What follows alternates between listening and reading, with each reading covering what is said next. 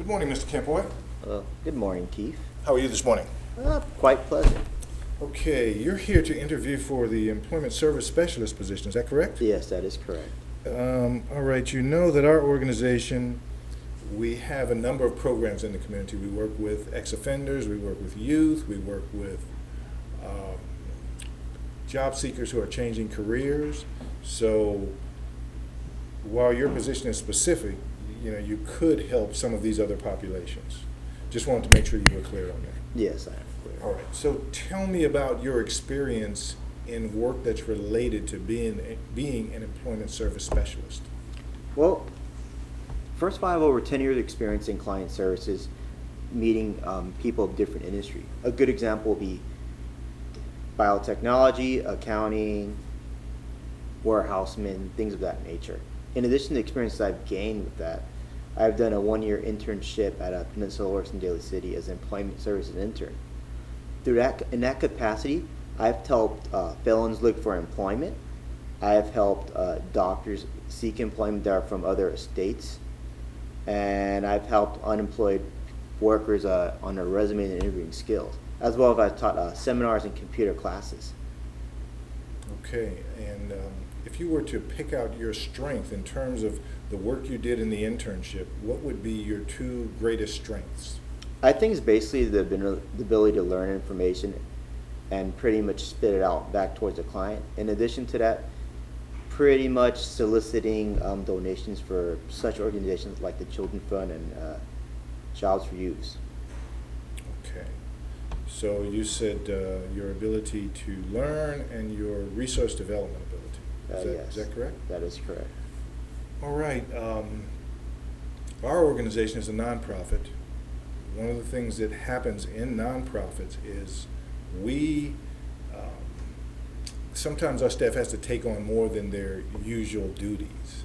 So let's just say your job as an employment service specialist required you to work 40 hours a week, but we had a fundraising event over the weekend that might need to have you work another 4 hours. How would you handle that kind of situation? I would pretty much schedule it out. A good example would be like I would do my duties, what is required within Monday through Friday. In addition to that, I would schedule my time for that event as well. Okay.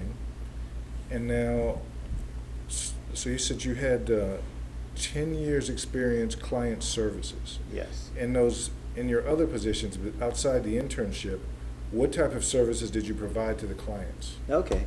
When I first started out, I was in the United States Army as a 75B Bravo, which is pretty much a administrative assistant and military police. So at that time, I was helping soldiers look for food, weapons training. So that's one type of population right there. In addition to that, once I left the Army and I went to a staffing agency for 5 years, my goal was that pretty much is learn a different types of population and different culture. At that time, I was young and I was green and I wanted to learn everything about it. So at that time, I dealt with managers, CEOs, CFOs, clients, things of that nature. Then finally, I went to Peninsula Works and dealt with the other populations, such as like unemployed people, seniors, at-risk youth, felons, and things of that nature. Okay. Have you supervised? Have you been a supervisor before? Yeah. My recent experience for supervising is at Peninsula Works. I was lead intern and I supervised about 10 interns. Through that, I would look over their seminars, I would schedule times for their breaks, and in addition to that, I would help them out if they needed help on certain teaching a computer class. And how many other interns did you supervise? The most I've ever supervised was about 12 interns. Were you responsible for setting up their schedules? Yes, I was. Okay. Well, based on your experience in customer service, as an intern, and your military experience, you seem to fit this category fairly well. What makes you the best candidate for the position? I think because I'm often referred to as a referral resource. Throughout my years, throughout different jobs I've handled, I've learned a vast amount of things, such as, say, car repair, for example, fixing computers, and I've seen different industry. So basically, if a client was asking me and they're like, pretty much telling me their problem, I can at least direct them in the right direction because of my past experiences. Okay. All right, do you have any questions for me? What are the two qualities you're looking for in a candidate? Well, we're looking for someone who, first and foremost, has empathy for the folks we're working with. But some of the folks have been unemployed for quite some time, and they're frustrated. Some are losing hope. So we want to have someone who can understand that, and not only. Excuse me. Do you want people to come when you're done? Or Yeah, I'll come and get them. I'll come and Okay. get them. Kyle's next. Okay, I'll come and get them. Thanks. Oh, I have another question. Okay.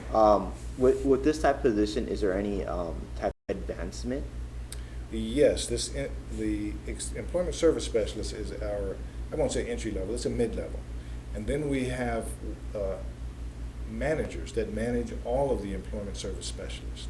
So the advancement would be from employment service specialist to manager, then to department head. So there's, the sequence is, there are probably 3 positions. And, you know, if the individual is so interested, you know, maybe down the road they could run the organization, be the CEO of the entire organization. So there are opportunities for advancement. Keith, I'd like to thank you for your time. Okay, you're welcome. And we will be in touch with you. Thank you, sir. Take care.